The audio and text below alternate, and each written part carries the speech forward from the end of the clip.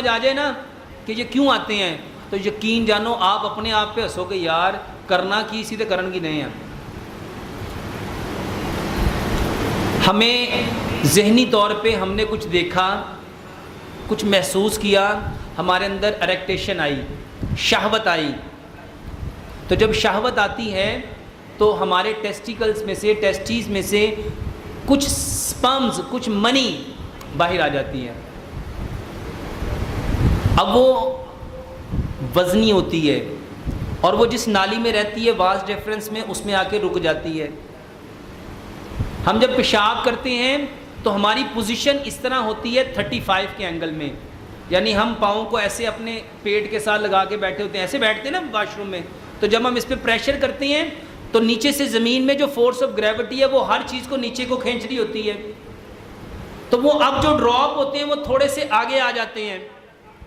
اب ہم اٹھتے ہیں، بیٹھتے ہیں، چلتے ہیں، پھرتے ہیں. مثلا نماز میں وضو کیا، ہم کھڑے ہوئے، رکوع میں گئے، سجدے میں گئے، اٹھے، ہمیں محسوس ہوا کہ ہمارے اندر سے کوئی چیز نکل رہی ہے. میرے بھائیوں یہ وہی ڈراپ تھے جو ہمارے ہی تھے، اور جس کو ایک مہینے میں ہم کتنی بار نکال سکتے تھے؟ 16 مرتبہ. وہ پوری نکل سکتی تھی. بتاؤ نکلنے سے کمزوری آنی تھی؟ کمر میں درد ہونا تھا؟ میرے بھائیوں جس کے پاس چیز ہوتی ہے وہی دیتا ہے نا. تو جندے بیچارے کو ہے ہی نہیں، اور بیماری تو انہوں سی جندے کو ہے نہیں. ادھر ڈاکٹروں نے، حکیموں نے، ان لوگوں نے آپ لوگوں کا دماغ خراب کر دیا. میرے بھائیوں یہ پیشاب کے بعد اگر منی کے قطرے آئیں، وہ منی نہیں ہوتی، وہ کیا ہوتی ہے؟ اس کو کیا نام دیا گیا ہے؟ ندی. تو ہم نے کیا کرنا ہے؟ وضو کے بعد صرف چھینٹا لگانا ہے. اور میں آپ کو 2 طریقے بتاتا ہوں، بلکہ 3 طریقے بتاتا ہوں. زندگی میں کبھی یہ پرابلم ہی نہیں ہوگی. پہلا طریقہ، جب آپ استنجے سے فارغ ہو جاؤ تو میرے بھائیوں ایک تو اپنے نا یہ جو آپ کا اعضائے تناسل ہے، پینس ہے، اس کو میرے بھائیوں اس 2 انگلیوں میں لے کے جھاڑو. اس کو کیا کرو؟ اس کو جھاڑو. پہلے نمبر پہ ایسے بھی جھاڑ سکتے ہیں، ایسے بھی جھاڑ سکتے ہیں. اس کو اچھی طرح نچوڑو تاکہ کوئی قطرہ اس میں رہ نہ جائے. دوسرے نمبر پہ میرے بھائیوں ایک دفعہ اٹھو پھر بیٹھو، پھر اٹھو پھر بیٹھو، پھر اٹھو پھر بیٹھو. 10 دفعہ اٹھو اور بیٹھو.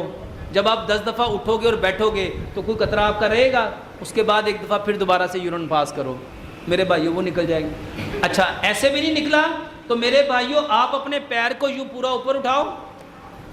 ایک دفعہ تھوڑی سی سیٹنگ چینج کرو گے. ایسے اٹھو اور اپنی پوری ایڑی کو یوں اٹھاؤ، یوں مارو، یوں اٹھاؤ، یوں مارو، یوں اٹھاؤ، یوں مارو. اس کو 10 بار ایسے مارو.